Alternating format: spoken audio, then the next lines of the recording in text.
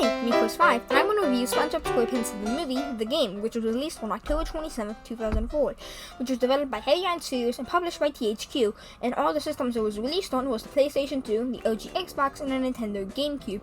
And this game, believe it or not, has a better rating than Battle for Bikini Bottom. It was by a whole 0.2 points on Metacritic. But now, let's jump into the one and only, the SpongeBob SquarePants the movie, The Game, for GameCube. The plot of this game is actually the exact same plot of the movie it's based off, believe it or not, where Plankton steals Neptune's crown, blames it on Mr. Krabs, which ends up getting him frozen, and SpongeBob and Patrick need to go to Shell Shitty, get the crown, and go back down from David Hasselhoff, while Dennis is trying to kill them both, and then sing a sweet, sweet song by the end, and then saving SpongeBob and everyone else. Overall, I give the movie a fucking 11 out of 10. It was bomb. And you may be wondering, Chris, why did you just sum up the entire plot of the film? Well, like I said earlier in this like few seconds, believe it or not, this is the exact plot, or at least the near exact plot of the game. This game feels like a sequel to the legendary Battle for Bikini Bottom, where it even comes down to using the same exact game engine.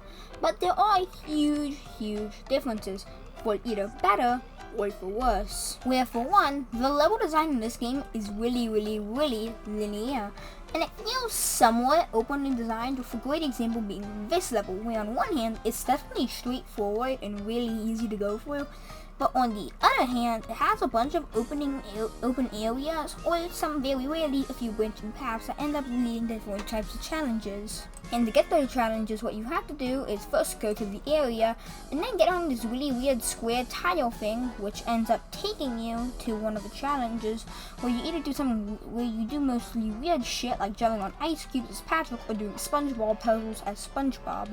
However, there is a huge problem with this game, where you need to kind of do these stages to basically get enough Goofy Goober tokens to get to some of the stages. And typically, you know, they're formatted like extra missions, which in like a different type of game, this would be perfectly fine. They're just extra missions for people who want to complete the game 100%. However, you know, when I want to see the end of a fucking game, and I kind of have to do this extra driving shit, it really kind of blows, don't you think? And the stages themselves, to me personally, are really fun, like the paddy wagon stages. But the people who hate the paddy wagon stages, and when it's kind of mandatory to do some of them to get enough Goofy Goober tokens, which by the way are this game's equivalent to the golden spatulas, which in order to get enough Goofy Goober tokens to actually get this, beat the game, yeah, no, it really sucks. I do not like this type of game design here. And that, to me personally, is the main overarching flaw of the SpongeBob SquarePants movie game, where you end up just having to kind of be gatekeeped into an oblivion to just, you know, play the game. But then there's the really good side of things, like this really cool board, which lets you upgrade all of your abilities. However, it does take most of the basic abilities that were available literally in the beginning, literally SpongeBob's pineapple in Bikini Bottom, in Battle for Bikini Bottom, and they literally get taken away, which to me personally is something that is really stupid, when those abilities were literally in the beginning of, like, you know, the first game, and now they're just taken away from you, which is really bad. However, they did add this really cool thing to Patrick, which makes him do a really cool cartwheel, and it's really fast and really speedy, and this doesn't make it harder to control either, so as a result, if you ever move around fast as Patrick, you can just do the cartwheel thing, or the spin wheel, and if overall to say, it's pretty tits. Then there's the fact that how this game is actually pretty faithful to the movie, and while yes, nearly all of the other games except for Worms and Flying Dutchman were really faithful to the show, this game in particular is faithful to a specific piece of media, being the SpongeBob SquarePants movie. With a good example being the boss fight on David Hasselhoff's body, and then the paddy wagon parts of this game are really, like, I mean this from the bottom of my heart, fun, because they are really well fleshed out driving part of the game where it looks great and it's really well controlled, and it's a shit ton of fun to drive and use these really cool nitro booster things that make you go fast as hell. However, when there's ever a wing challenge out of all those little challenges for the paddy wagon, they suck so much to me. To the point where I'd argue to compare them to Superman 64, not Super Mario 64 like the last time.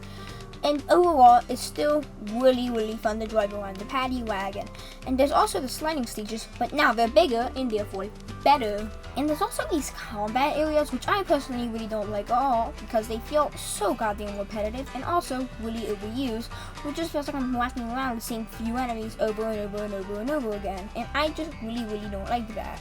But the saddest part of all of this to me is, believe it or not, this is all I have to say about this game on a gameplay front.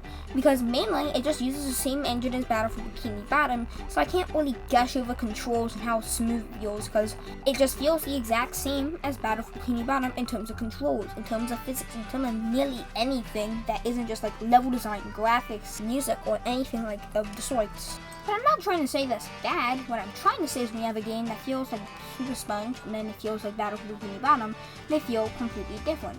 But then, when you have something like Battlefield Bikini Bottom and the movie game where they feel actually really similar, I can't really comment on basic controls like last time. All I can comment on really is just the different graphics, different music, different gameplay elements. Just not anything that's like base level. And hey, it's not even that bad, really. Hell, I actually prefer when sequels use a similar or the same game engine as previous games in the series entry. However, from a writing standpoint, all I can really talk about is the change aspects of the games that use the same engine. But now, let's talk about the other elements of this game. This game nearly looks the same to me, where the levels are easily the best improvement. When in the last game, the background parts of the levels could look really low poly due to it being an open world game. However, now the levels are boxed in, and as a result, it makes them look really good. And then there's the characters for like SpongeBob and Patrick, where they brought back the same models for them. However, now they have costumes such as SpongeBob being dressed as Mermaid Man, or Naked Patrick being an absolute Chad among men. And it looks a bit better by a smidge. However, the cutscenes can look incredibly great being 3D models that are really well animated, or it can be incredibly shit with the shit cutscenes that are literally just slideshows that look like they were made in Microsoft PowerPoint. This game sounds amazing, with the main theme of the game being a great rendition of the show's regular theme song, where it sounds, how do I say it, more underwater and feels kind of clammy in a weird way, like if they were opening and closing clam shells, making like a little noise.